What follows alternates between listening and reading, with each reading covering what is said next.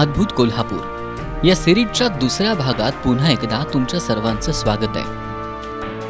आणि आज आपण अशा एका गावाला भेट देणार आहोत ज्या ठिकाणी सोन्याचा पाऊस पडतो. हो, तुम्ही जे ऐकलं ते खरं आहे, सोन्याचा पाऊस.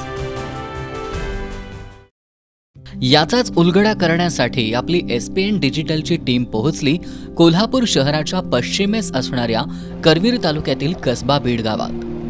कोल्हापूर शहरापासून 15 ते 16 किलोमीटर अंतरावर असणाऱ्या कसबा बीड या गावात पोहोचण्याचा मार्ग म्हणजे रंकाळा तलावापासून फुलेवाडी, पालिंगा, पाडळी खुर्द, कसबा बीड असा हा सोपा मार्ग आहे. प्रत्येक गावाचा एक संरक्षण देवता असतो. याचप्रमाणे कसबा बीड गावाच्या सुरुवातीलाच चपेटदान हनुमान मंदिरही आपल्याला पाहायला मिळतं. अनेकांचं ते श्रद्धास्थान आहे. या मंदिरामध्ये असलेली ही मारुतीरायाची चपेटदान स्वरूपातील मूर्ती आपल्याला बघायला मिळते, ज्याच्या पायामध्ये पनवती राक्षसीन देखील दाखवलेली आहे.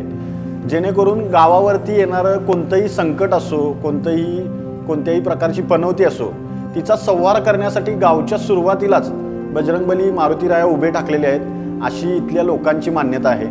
आणि अतिशय सुंदर आणि जुन्या धाटणीचं असं हे मंदिर असून मंदिराच्या बाहेर नवग्रह स्वरूपातील काही शिळा देखील आपल्याला पाहायला मिळतात.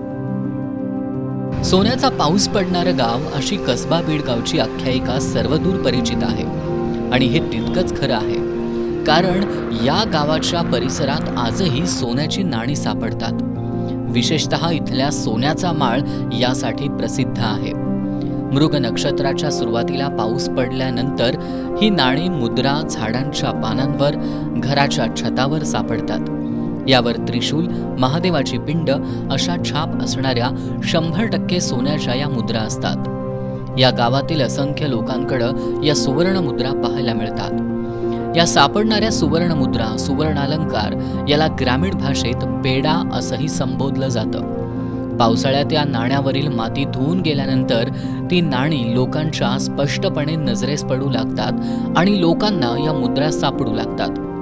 मृग नक्षत्राच्या सुरुवातीला जो पाऊस पडतो त्यावेळी शेतामध्ये काम करणाऱ्या काही ग्रामस्थांना इथं सोन्याची नाणी सापडतात, ज्याला इथले स्थानिक लोक बेडा असं म्हणतात, सोन्याचा बेडा. म्हणून याला सोन्याचा पाऊस पडतो असं म्हटलं जातं. पण ही नाणी येतात कुठून आणि ती इतक्या मोठ्या प्रमाणात सापडतात का, या गोष्टीलाही तितकाच मोठा इतिहास आहे. करवीर तालुक्यातील कसबा बीड हे गाव कोल्हापूरच्या शिलाहार राजवंशाची उपराजधानी आणि लष्करी तळ म्हणून प्रसिद्ध होते. या गावाला त्या काळी सभोवती तटबंदी होती. कालानुरूप ही राजधानी लोप पावली. राजधानीचे अवशेष गावाच्या आसपास आजही पाहायला मिळतात. त्या काळात लोकांशी देवाणघेवाण करण्यासाठी राजा सोन्याचा बेडा हे साधन म्हणून वापरायचे. या मुद्रा साधारणपणे काही अंशी डाळीच्या आकाराच्या असल्यामुळं पक्षी या मुद्रा खाद्य म्हणून खातात आणि त्यांच्या विष्ठेद्वारे बऱ्याच वेळेला या मुद्रा झाडांच्या पानावर, घराच्या छतावर अशा ठिकाणी सापडतात. काही हौशी मंडळींनी हा बेडा सोन्याची चेन, अंगठी यामध्ये देखील बसवून घेतलाय. तसंच त्याचे घरातील देव्हाऱ्यातही पूजन करण्यात येतं. गावात सापडणारी ही नाणी कसबा बीडच्या प्राचीन वैभवाची जणू साक्ष देत आहेत. या गावच्या वैभवात भर टाकणारी आणि इतिहास उलगडणारी अनेक प्राचीन मंदिरं, मूर्ती, विरगळ आणि शिल्पांबरोबरच बिडेश्वराचे महादेव मंदिर, एक पाषाण गणेश मूर्ती, शिवयोगी मठ, कल्लेश्वर मंदिर, गजेंद्र लक्ष्मी मंदिर ही ठिकाणं देखील पाहायला मिळतात. तुळशी आणि भोगावती नदीच्या पवित्र संगमावर धार्मिक श्रद्धास्थान असलेले हे महादेवाचे प्राचीन ऐतिहासिक मंदिर करवीर काशीतीर्थ क्षेत्रात पवित्र वैभवशाली पुण्यस्थान आहे. कसबा बीड गावच्या मध्यभागी उभं असणारं हे मंदिर बिडेश्वर महादेव मंदिर या नावानं ओळखलं जातं. हे प्राचीन मंदिर 11व्या शतकातील असून बिडेश्वर नावावरूनच या गावचं नाव कसबा बीड असं झालं असं म्हटलं जातं. मंदिरात फिरताना स्थापत्य कलेचा सुंदर नमुना या ठिकाणी पाहायला मिळतो.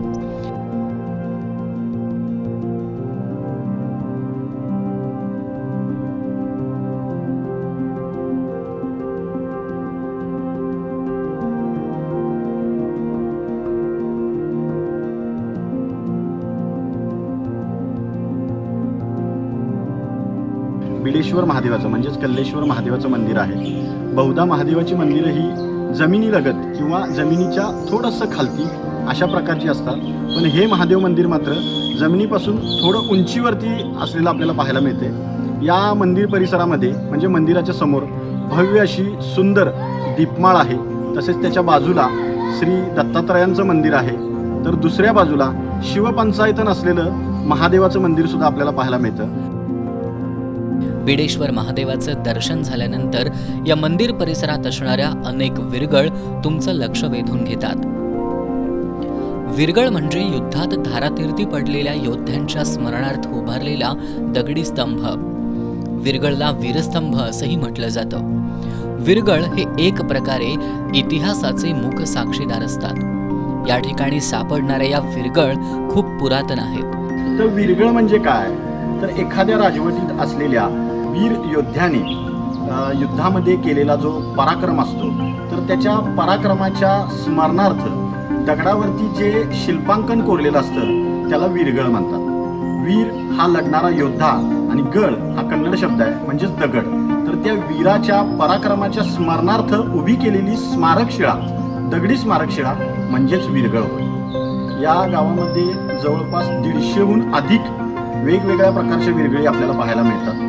प्रामुख्यानं इथं 3 कप्पी विरगळी आपल्याला जास्त करून आढळतात. तर या 3 कप्पी विरगळी आणि त्याचं वाचन कसं करायचं, ही विरगळ थोडी वैशिष्ट्यपूर्ण अशी आपल्याला बघायला मिळते. खाली जो योद्धा लढतोय त्याच्या हातामध्ये तलवार आहे, तर त्याच्या प्रतिस्पर्ध्यांच्या हातामध्ये, काही जणांच्या हातामध्ये धनुष्यबाण आहे, एकाच्या हातामध्ये भाला आहे. तर विविध आयुध घेऊन, विविध शस्त्रांचा वापर करून ही लढाई चाललेला आपल्याला ही विरगळ दर्शवत आहे. आणि या वीराचा पराक्रम एवढा मोठा आहे की याला 4 अप्सरा म्हणा किंवा गण म्हणा जे कैलासरोहण करण्यासाठी घेऊन जात आहेत आणि तो कैलासवासी झालाय. इथं तो शिवलिंगाची पूजा करतोय. तर त्याचा पराक्रमच इतका मोठा आहे की ज्यामुळे या विरगळींवरती चंद्रसूर्य कोरलाय, जेणेकरून जोपर्यंत चंद्रसूर्य आहेत तोपर्यंत या वीराचा पराक्रम हा स्मरणात ठेवला जाईल असं दर्शवणारी ही विरगळ आपल्याला बघायला मिळते. या गावात अत्यंत दुर्मिळ अशी व्याघ्र विरगळ सुद्धा पाहायला मिळतात. अतिशय दुर्मिळ अशी समजली जाणारी विरगळ म्हणजे व्याघ्र विरगळ, आणि ती इथं कसबाबीड गावामध्ये आपल्याला पाहायला मिळत्या. वाघाशी युद्ध करणारा जो योद्धा आहे त्याच्या स्मरणार्थ कोरली गेलेली विरगळ म्हणजे व्याघ्र विरगळ. कदाचित त्या काळी इथं आजूबाजूला जंगल आणि त्या जंगलामध्ये वन्य श्वापदांचा वावर असणार आणि त्याच वन्य श्वापदांपैकी वाघासोबत लढताना जो वीर धारातीर्थी पडला त्याच्या स्मरणार्थ कोरलेली स्मारकशिळा म्हणजेच व्याघ्र विरगळ. आणि कसबाबीड गावात इतक्या मोठ्या प्रमाणात विरगळ सापडण्याचं कारण म्हणजे या ठिकाणी प्राचीन काळी असणारी राजेशाही. त्यामुळे रयतेच्या रक्षणार्थ राजवंशातून अशा बऱ्याच कारणांनी त्या काळी लढाया व्हायच्या. परिणामातून दोन्ही बाजूच्या लष्करातील योद्धे धारातीर्थी पडायचे आणि त्यांच्या हुद्द्यानुसार ज्याच्या त्याच्या गावी त्या योद्ध्याच्या स्मरणार्थ अशा पद्धतीनं स्मारकशिला बनवली जायची. भारतीय संस्कृतीमध्ये रणांगणावर वीर मरण येणं हे शौर्याचं, गौरवाचं प्रतीक मानलं जातं. यामुळेच विरगळ निर्मितीला चालना मिळाली. गावातील कल्लेश्वर महादेव मंदिराच्या पिछाडीस ज्ञानेश्वर मंडप आहे. या मंडपामध्ये राष्ट्रकूट शिलाहार यादव या राजवटींची उपास्य देवता असणारी गजेंद्र लक्ष्मी आपल्याला पाहायला मिळते. जुना बांधकामाचा बाज जोपासणारा ज्ञानेश्वर मंडप आहे आणि या मंडपामध्येच विठोबा रखुमाई व ज्ञानेश्वर महाराजांची मूर्ती आपल्याला पाहायला मिळते. या ठिकाणाचं आणखी एक वैशिष्ट्य म्हणजे इथं असणारी एक पाशाणी अशी गजेंद्र लक्ष्मीची भव्य मूर्ती. या पंचक्रोशीत म्हणा किंवा पश्चिम महाराष्ट्रात म्हणा एवढी भव्य मूर्ती आपल्याला पाहायला सहसा मिळतच नाही असं म्हणायला काही हरकत नाही. राष्ट्रकूट असतील, शिलाहार असतील, ते यादव या राजवटींची उपास्य देवता या देवीला मानलं जाते. राष्ट्रकूटांच्या तर राजचिन्हावरती ही देवी विराजमान आहे. त्यामुळं कसबाबीड गावची प्राचीनता सांगणारीच मूर्ती म्हणायला हरकत नाही. ज्ञानेश्वर मंदिरापासून काही अंतरावरच प्राचीन असं ज्योतिबाचं मंदिर पाहायला मिळतं. शालिग्राम साधर्म असणाऱ्या दगडामध्ये ज्योतिबाची भव्य आणि प्राचीन मूर्ती पर्यटकांना आकर्षण ठरणारी आहे. या मंदिराला स्थानिक लोक ज्योतिबाचं मंदिर म्हणतात, पण या मूर्तीच्या हातातील आयुध आणि वाडी रत्नागिरीच्या ज्योतिबाच्या हातातील आयुधच एवढंच काही ते साधर्म्य याच्यामध्ये आहे. पण ही मूर्ती भैरव उपासनेतील जे 64 भैरव आहेत त्यापैकी एका भैरवाची असण्याची शक्यता आहे, कारण आयुध सोडल्यास बाकी जो काही मूर्तीचा प्रकार आहे त्याच्यामध्ये आढळणारं साधर्म्य पाहता आपण ही 64 भैरवांपैकी एक भैरव असलेल्या भैरवाची मूर्ती असण्याची शक्यता आपल्याला वाटते. पण पंचक्रोशीमध्ये ज्योतिबाचं देवस्थान लोकप्रिय असल्या कारणाने कदाचित याला ग्रामस्थ ज्योतिबाचं मंदिर असं देखील म्हणतात. तर असं हे इतिहासाचा वारसा जपणारं कसबा बीडगाव आज सुद्धा आपली खास ओळख जपताना दिसतंय. अद्भुत कोल्हापूरच्या यापुढच्या भागात भेटूया आणखी एका अद्भुत ठिकाणासह.